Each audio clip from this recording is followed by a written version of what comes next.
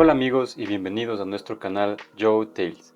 El día de hoy vamos a hacer una pequeña review de mi nueva laptop con la cual vamos a trabajar y más que nada jugar en el canal, la Lenovo IdeaPad 3 Gaming. Así que empezamos por las especificaciones.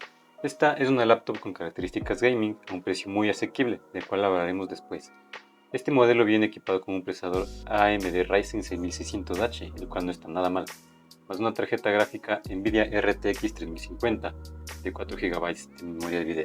Este modelo en específico vino con una memoria RAM de 8 GB, pero lo bueno es que es de tecnología DDR5, la más nueva que existe, y tiene una memoria de almacenamiento de 256 GB, lo cual yo recomendaría aumentar la memoria RAM en 8 GB más. Y bueno, el almacenamiento a lo que te parezca necesario, eso está por cada quien. Pero 256 GB a mí sí me parece poco, sobre todo si lo vas a usar para jugar. Continuamos hablando sobre la pantalla. En este aspecto es uno de los que no sobresale, al menos en esta versión, ya que alcanza un rate frame de 120 MHz, pero el brillo es solamente de 250 nits, lo cual puede ser un poco bajo dependiendo en dónde la vayas a utilizar. Lo bueno es que viene con un recubrimiento antirreflejos, lo cual también ayuda bastante para que tú la puedas utilizar aunque tengas luces de frente. Pero para esto vamos primero a ajustar la cámara. Como pueden ver, aquí tenemos el brillo al máximo, y en una habitación que está con mucha luz se puede visualizar bastante bien. No tenemos problema para poder ver correctamente el contenido ni ningún otro obstáculo.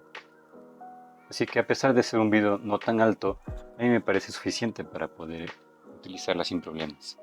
Bueno, para continuar, la pantalla cuenta con un rango de cobertura del 65% del rango sRGB. Sin embargo, hay otras versiones que son mucho mejores y de hecho he visto en videos que destacan la pantalla, las cuales alcanzan un rate frame mucho más alto. Me parece que entre 144 hasta incluso 300 Hz, y estas pantallas alcanzan ya un brillo de 300 hasta de 500 nits, lo cual ya sería excelente para el precio que estas máquinas son vendidas. Continuamos hablando de la construcción y materiales.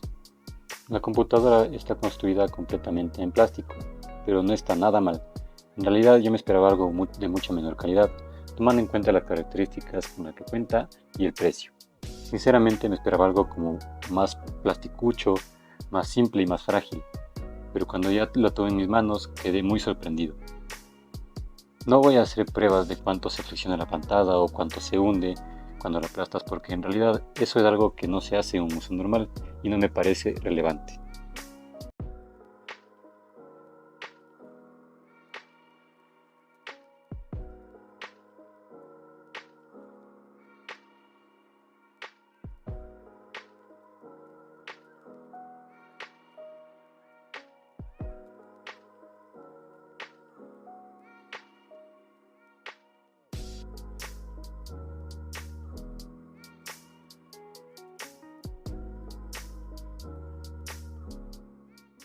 En el apartado de la cámara, bueno, no encontramos nada especial.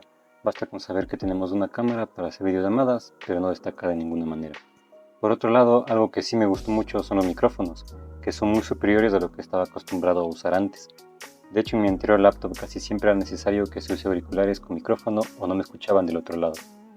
Respecto al sonido, tiene dos parlantes de 2 watts cada uno, que apuntan hacia abajo, pero hacia los lados a la vez, lo que sí ayuda a que el sonido no se quede tan atrapado. Como sea, no suenan especialmente fuerte ni tan rotundos, pero me parece que la calidad del sonido es bastante buena. Se puede disfrutar de cualquier contenido que desees reproducir estando frente al computador.